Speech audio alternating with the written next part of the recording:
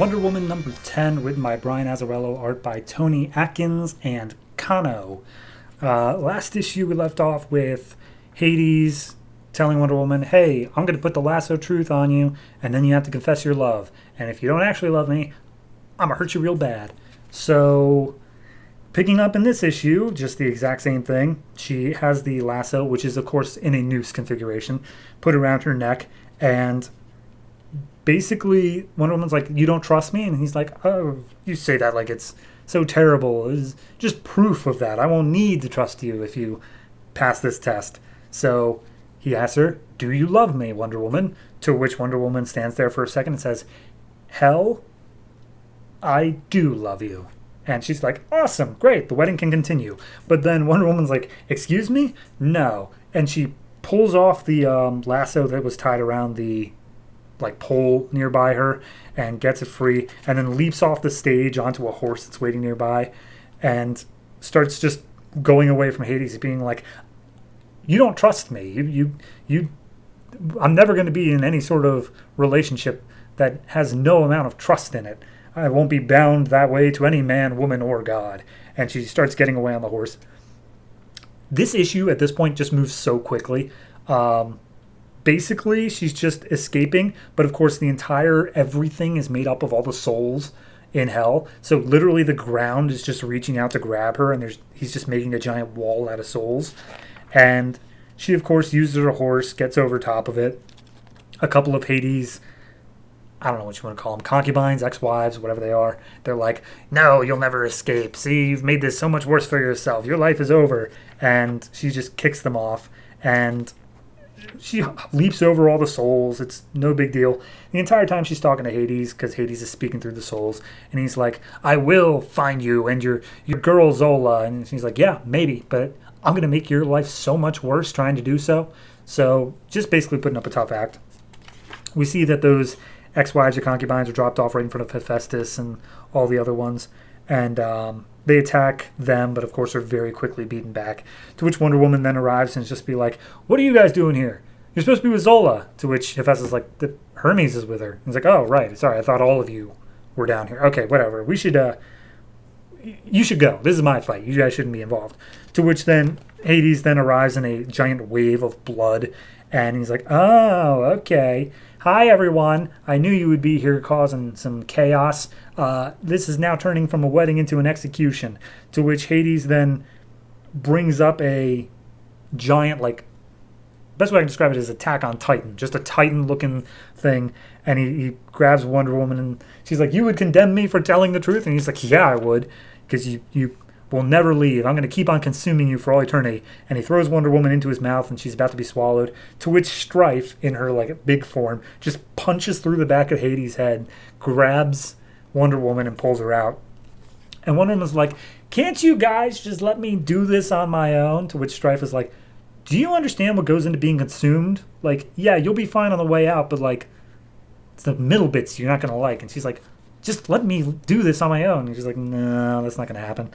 So Hades, in his actual god form, steps up. He's got the pistols of Eros, and he's like, all right, let her fight. She can't win. To which Wonder Woman basically steps up and be like, I'm willing to fight you forever because I can't lose. I may never win, but I can never lose either. I'm always going to be here fighting you.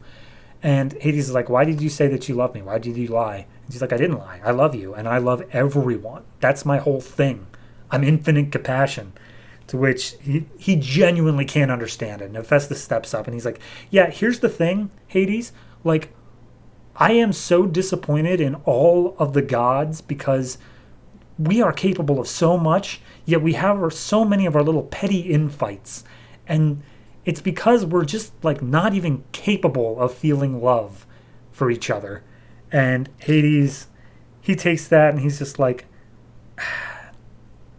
so what? What am I supposed to do? And basically Wonder Woman tells him no, the reason that Eros' gun didn't work on me, it didn't make me fall in love with you, is because you feel no love for yourself. You have to love yourself first. For instance, Eros, he loves nothing more than himself. And Eros is like, what the? I wasn't even a part of this. Why are you making this about me? So Wonder Woman tries to come up and console Hades. He's just like, no, just go. Take your stupid guns and just go. So Hephaestus passes over the wedding gift that he brought along, and they all just leave. And as they're making their way out on the boat, Wonder Woman's like, "Hey, Eros, can I see your guns one last time?" And he's like, "Sure." And she just lines up and takes a shot across like the river Styx, and we see Hades unpacking his wedding gift, and it's just what seems to be just a mirror, just staring back at himself. But then Wonder Woman shoots Hades with Eros's gun, which seemingly causes all this wax that's built up on his head from like this candle thing he's got going on to just fall off, and he's just a normal guy underneath or something. I don't know. It's a bit esoteric, but that's where the issue ends. Honestly, a little bit underwhelming.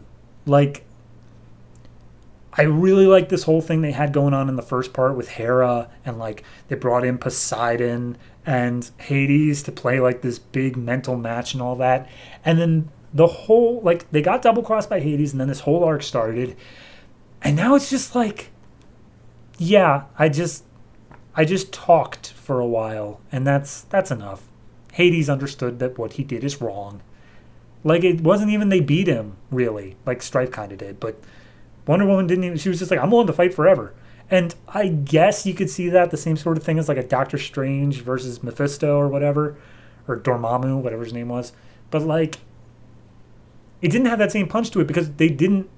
It lasted literally all of, like, 3 minutes. Like, she got up to the thing, she ran away... Hades took on a single second form, and then they just talked it out. And I'm like, that doesn't feel like him being worn down. That just feels like he was already like not invested in this at all. And he was talking a big game. So I don't know. It just felt a little bit underwhelming for me. Art-wise, it's okay. Some pages hit better than others.